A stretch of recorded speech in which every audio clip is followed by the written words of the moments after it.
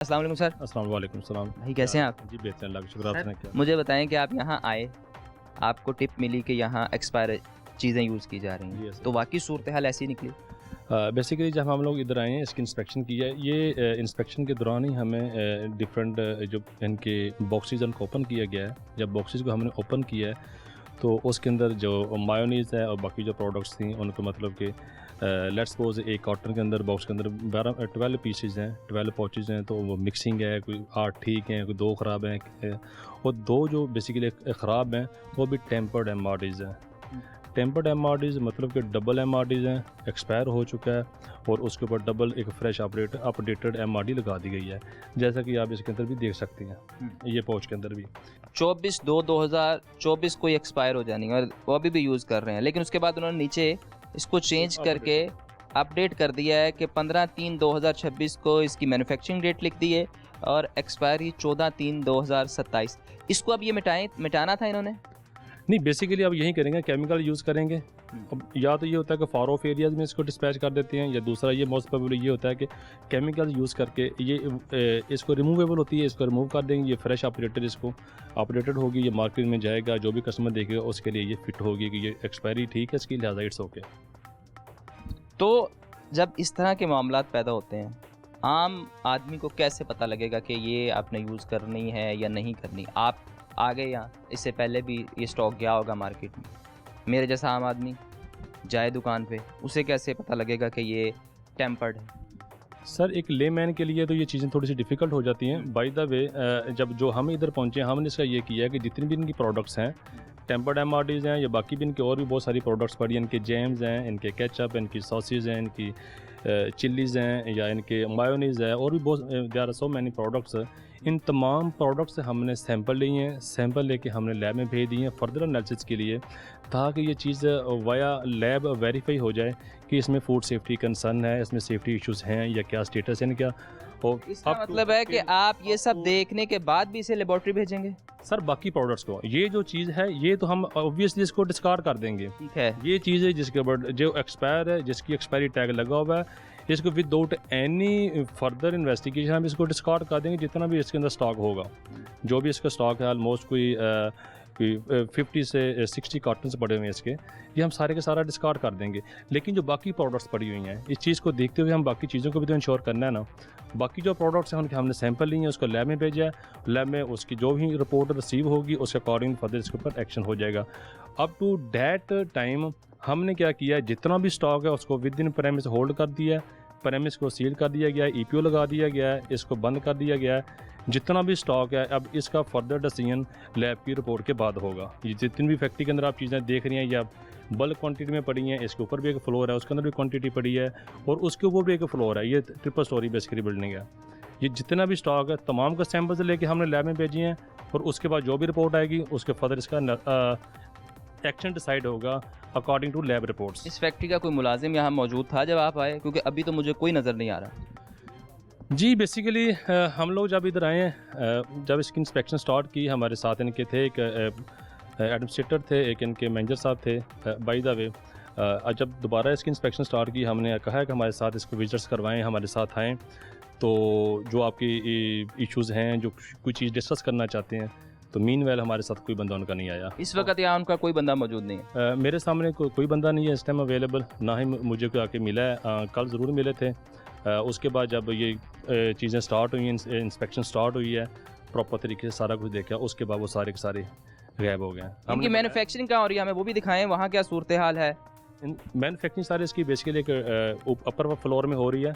इसके बाद हम उसको विजिट करवाते हैं। आएँ जी, उससे विज़िट करते हैं, क्योंकि यहाँ तो सूरत हाल जो आपने दिखाई है, इसमें तो तमाम मामलात ऐसे ही हैं कि एक्सपायर्ड अशिया पर डेट चेंज की जा रही है। और उसके अलावा ये जितना भी स्टॉक है, इधर साथ डिफरेंट प्रोडक्ट्स हैं, जैसे जैम्स पड़े हैं, इसके बाद सॉसेज हैं, रेड चिल्ली है, ये बाकी और भी जितनी भी प्रोडक्ट्स पड़ी हैं, इंतहाई पैथेटिक कंडीशन में पड़ी हुई हैं। आईपीएम का कोई ख्याल नहीं रखा हो गया। ये आपके सामने एक एग्जांपल के तौर पे बास्केट रखी है, ये जैम बास्केट है, इसके ऊपर रेड ड्रॉपिंग कैटेगोरिकली देख सकते हैं जो इसके ऊपर पड़ी हुई है। कैमरामैन दिखाए कि यहाँ रेड ड्रॉपिंग है, रेड ड्रॉपिंग है सारी की सारी।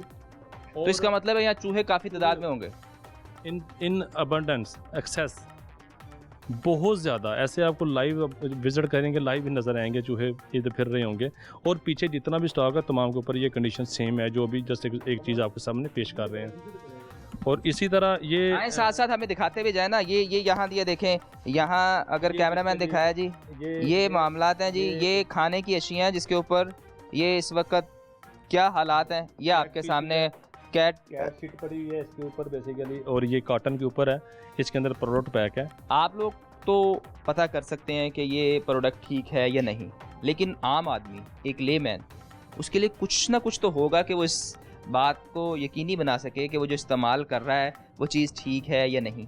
सबसे ज़रूरी जो मेन बात है, कोई भी प्रोडक्ट जब एक कस्टमर परचेज़ करता है उसके लिए ये ज़रूरी है कि जो भी वो प्रोडक्ट ले उसका वो जो लेबल है कंप्लीट उसको रीड आउट करे, उसकी एक्सपायरी, मैन्युफैक्चरिंग देखे, उसका एड्रेस देखे, उसकी ट्रेसिबिलिटी देखे, क्या आया उसकी ट्रेसिबिलिटी प्रॉपर इंश्योर हो रही है या नहीं हो रही।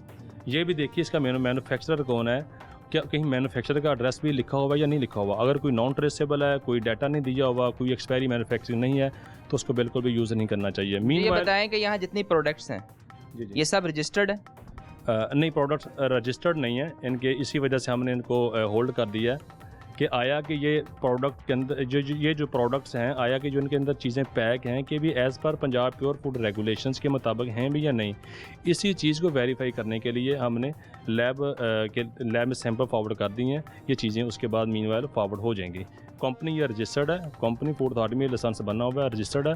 ये प्रोडक्ट्स और लेबल्स वगैरह ये फूड अथॉरिटी में भी रजिस्टर्ड नहीं है। यहाँ ये लिखा हुआ है जी cream cold storage first floor, ये इसके हालात है। यहाँ क्रीम स्टोर करते हैं जी?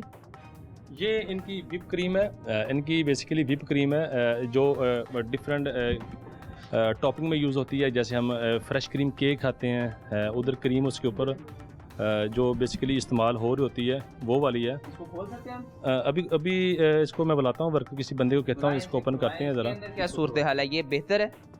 ये बेसिकली -18 में होता है। ये फिर फ्रीज़र है, ब्लास्ट फ्रीज़र है बेसिकली, जो इनकी फ्रोज़न आइटम्स होती हैं जैसे कोल्ड विप क्रीम है, इस तरह रेलिवेंट जितनी भी आइटम्स हैं वो इसके अंदर स्टोर कर रहे होते हैं। इसके अंदर सफाई के मामला बेहतर थे? नहीं जी, वर्ष है जी, सफाई तो ओवरऑल इसकी। इसको खुलवाएं ना ज़रा, हम देखें क्या अंदर मामला। आए जी, अंदर चलते हैं। यहाँ आप बता रहे हैं कि यहाँ -18 टेम्परेचर है, -18 टेम्परेचर को मेंटेन किया गया है। और ये मामला हैं जी, विप क्रीम है और ये देखें जी गंदगी की भरमार है। ये है बेसिकली इनका स्टोर, जहाँ जितनी भी ये प्रोडक्ट्स बनाते हैं ये उसमें रखते हैं। इनका रिकमेंडेड टेम्परेचर होता है, उस टेम्परेचर बेसिकली इन्होंने इस प्रोडक्ट को स्टोर करना होता है। -18 होता है। और फॉर डिलीवरी के लिए ये some time 2 to 3 degree Celsius refrigerator temperature भी इस्तेमाल कर लेते हैं। और ये आप इसकी कंडीशन देखेंगे, ये इनके जो पैलेट्स हैं बेसिकली इनके ऊपर भी जो पैलेट्स हैं बेसिकली इनके ऊपर भी ग्रोथ आई पड़ी है, फंगल ग्रोथ आई पड़ी है। आप पैलेट्स की भी कंडीशन देख लेंगे, ये देख सकते हैं आप कैटेगोरिकली। ये दिखाएं जी, दिखाएं, अगर कैमरा में दिखाएं, ये देखें जी फंगस लगी हुई है। और ये विप क्रीम हम जो अक्सर मज़े ले लेके केक खाते हैं उसके ऊपर लगती है, टॉपिंग करते हैं बेसिकली, टॉपिंग करते हैं। तो फिर जो आम आदमी का ये एक सवाल होता है कि सर हम जाएं, हमें सस्ती चीज़ चाहिए, सस्ती प्रोडक्ट्स में तो ऐसी चीज़ें इस्तेमाल होंगी क्योंकि ये गंदगी की भरमार है और आम आदमी यही खा रहा है। ये पीछे भी यही मामला था जी, किसी भी जगह हल्की सी सफाई भी नज़र नहीं आ रही मुझे। ये स्टोर है, स्टोर की कंडीशन बिल्कुल वर्स है। कहीं पैकेट्स की लीकेज हो रही है, डैमेज हो रहा है, वो भी वैसे पड़ा हुआ है और उसकी स्मेल भी आ रही है। इसके अंदर भी क्रीम ही पैक की गई है। अच्छा जी, ये विप क्रीम है? ये विप क्रीम है। अंदर आप पैकिंग देखेंगे बड़ी लेवल की। यही मैं देखना चाह रहा था कि अगर बाहर ये लाद हैं तो अंदर इन्होंने पैकिंग इतनी अच्छी की हुई है। और एक और चीज़ मैंने नोट की है, जो बाहर सामान है उस पे नाम कुछ और है, ये जो इस पे नाम कुछ और है। ये बेसिकली इनकी फाइनल प्रोडक्ट है। इसके जो अपनी प्रोडक्ट को जो वो नाम दे रहे हैं ना, जैसे विप टॉपिंग है, ये उसका प्रॉपर एक नेम है। अब जो सेकेंडरी पैकिंग है उसके ऊपर वो जस्ट सिंपल अपनी कंपनी का नेम लिखा हुआ है और उसके अलावा कोई चीज़ मेंशन नहीं है कि इसके अंदर क्या चीज़ पैक है, क्या चीज़ पैक नहीं है। इंग्रेडिएंट्स लिखे हुए हैं जी, वाटर, पार्चली, हाइड्रेंट, पाम ऑयल, फिर स्ट्रेंथ, कॉर्न सिरप, शुगर, ये सब चीज़ें होती हैं इसके अंदर। ये इन चीज़ों को एक्चुअली जब हम इनसे प्रोडक्शन शीट डिमांड की गई है कि आप जब बना रहे होते हैं इसके अंदर कौन कौन से इंग्रेडिएंट्स ऐड करते हैं, हमें अपना प्रोसेस जो है प्रॉपर उसकी जो रिकॉर्ड प्रोवाइड कर दिया जाए, रिकॉर्ड से चीज़ों की ट्रेसिबिलिटी इंश्योर हो जाती है।